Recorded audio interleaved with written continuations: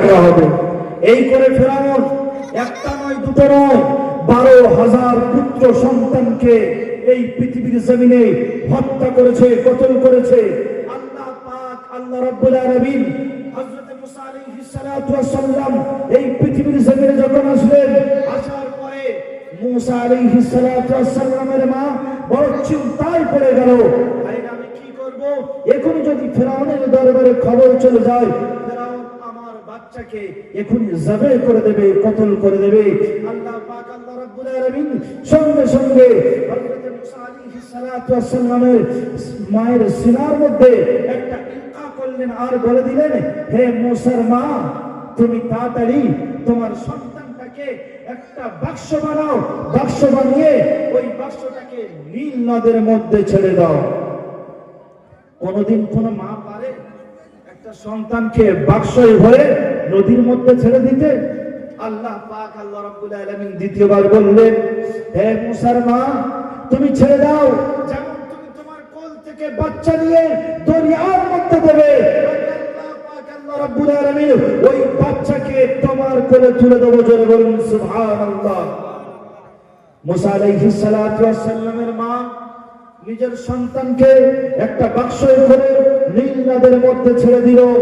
আর মুসা আলাইহিস সালাতু ওয়াস সালামের একজন বোন ছিল, তাকে নদীর পার দিয়ে বলল, দেখ বাক্সটা কত দূরে যায়।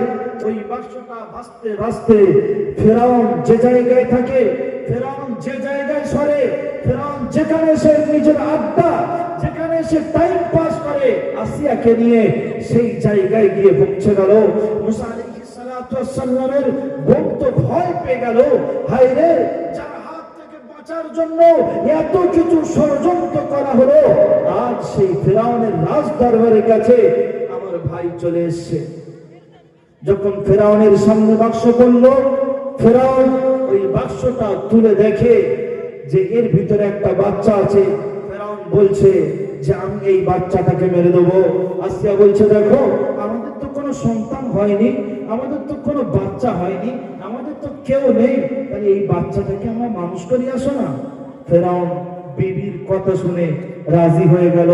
হযরত মুসা আলাইহিস সালাতু ওয়াস সালামকে ঘরের ভিতরে নিয়ে গেলেন। নিয়ে গিয়ে এবার চতুর্দিক থেকে দায়া ডাকা হচ্ছে, যারা দুধ পান করায় হযরত মুসা আলাইহিস সালাতু ওয়াস সালামের কাছে নিয়ে যাচ্ছে। কিন্তু হযরত মুসা আলাইহিস সালাতু ওয়াস সালাম কোন মহিলার বুকের দুধে মুখ দিচ্ছেন না।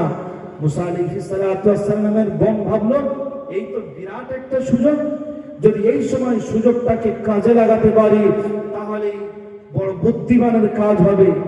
দরবারে গিয়ে বলছে, আমার এমন একটা মেয়ে জানা আছে যে আসলেই হয়তো তার দুধ পান করবে। এই কথা শোনার পরে বলল, ঠিক আছে, ডেকে আনো। হযরত মুসা আলাইহিস সালাতু ওয়াস সালামের মাকে ডাকা হলো। ডাকার পরে হযরত মুসা আলাইহিস সালাতু ওয়াস সালামের মুখ নিয়ে যখন বুকের মধ্যে দিয়েছে, সঙ্গে সঙ্গে দুধ খেতে চালু করেছে। জোরে বলুন সুবহানাল্লাহ।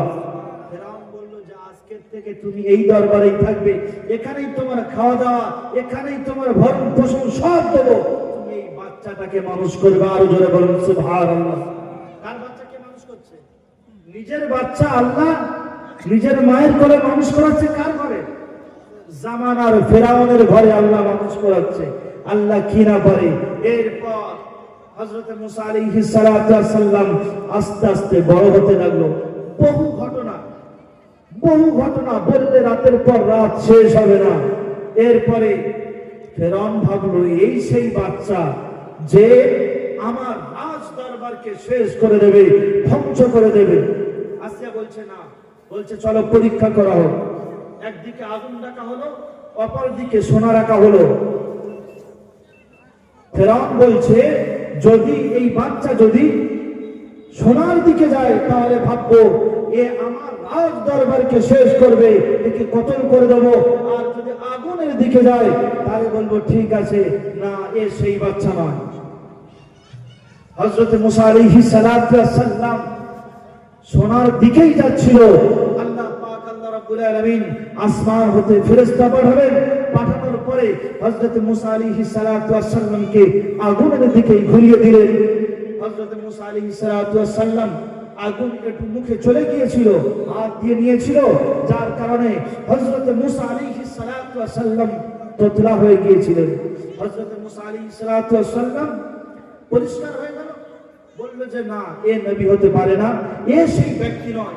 এরপরে ফেরাউনের দরবারে হযরত মুসা আলাইহিস সালাতু ওয়াস সালাম বড় হলেন এবং চুপি চুপি দাওয়াত দিতে চালু করলেন।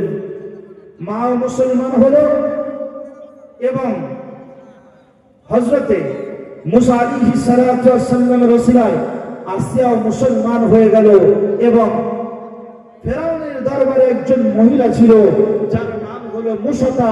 এই মুসাতা মুসলমান হয়ে গেল। জোরে বলেন সুবহানাল্লাহ। ভিতরে ভিতরে মুসলমান হয়ে গিয়েছে।